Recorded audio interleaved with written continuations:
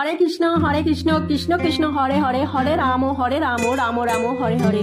এই পর্বের বিষয় হলো 1432 বঙ্গাব্দে 2025 সালের শ্রাবণ মাসের কৃষ্ণপক্ষের একাদশী কামিকা একাদশীর পূর্ণাঙ্গ সময়সূচি। একাদশী তিথি কখন লাগবে, কখন ছাড়বে একাদশী ব্রত পালনের সময়। এর পাশাপাশি আমরা জানবো কামিকা একাদশীর পূর্ণ পবিত্র ব্রত কথা, ব্রত মাহাত্ম্য, সবটাই জানবো এই ভিডিওর মাধ্যমে। তো বন্ধুরা, ভিডিওটির মূল পর্বে যাওয়ার আগে নমস্কার বন্ধুরা, দোলামণ্ডল চ্যানেলে আপনাদের সবাইকে অনেক অনেক স্বাগত।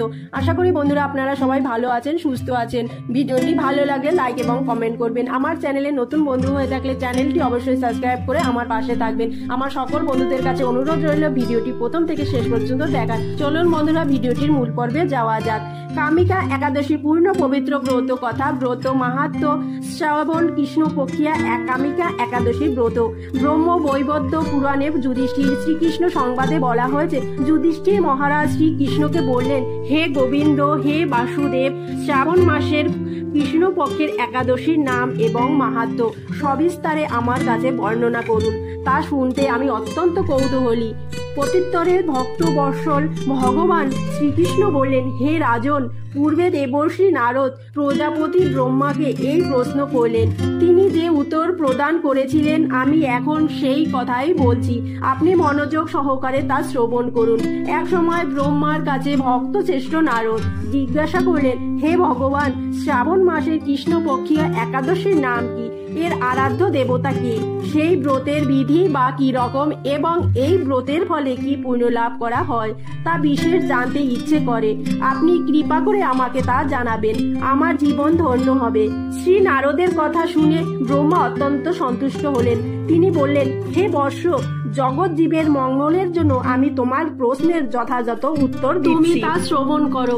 শ্রাবণ মাসের কৃষ্ণপক্ষিয়া একাদশী কামিকা নামে জগতে প্রসিদ্ধ। এই একাদশীর মাহাত্ম্য শ্রবণে বাজপেয় যজ্ঞের ফল লাভ হয়। ভগবান শ্রী হরির পূজা অর্চনা অপরিমিত পূর্ণ ফল প্রদান করে। গঙ্গা, গোদাবরী, কাশী, নৈমিষারণ্য, পুষ্কর ইত্যাদি তীর্থ দর্শনে সমস্ত ফল একমাত্র কৃষ্ণ পূজার মাধ্যমে কোটি গুণ লাভ করা হয়। সাগর ও অরণ্যযুক্ত পৃথিবী দানের ফল, দুগ্ধবর্তী গাভী দানের ফল অনায়াসে এই ব্রত পালনে লাভ হয়। যারা পাপ পূর্ণ সাগরে নিমগ্ন, এই ব্রতই তাদের উদ্ধারের একমাত্র সহজ উপায়।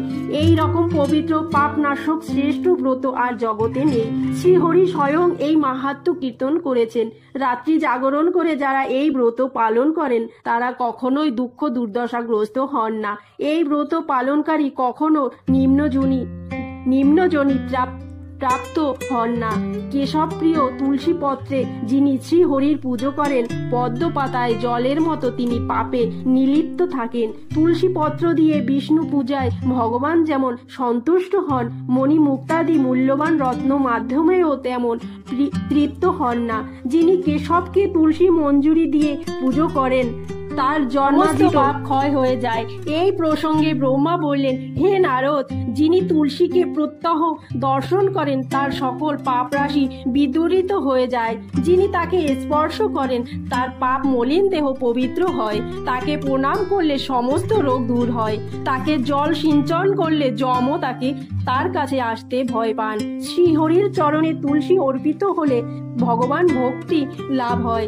তাই হে কৃষ্ণ ভক্তি প্রদায়িনী, তোমায় প্রণাম করি।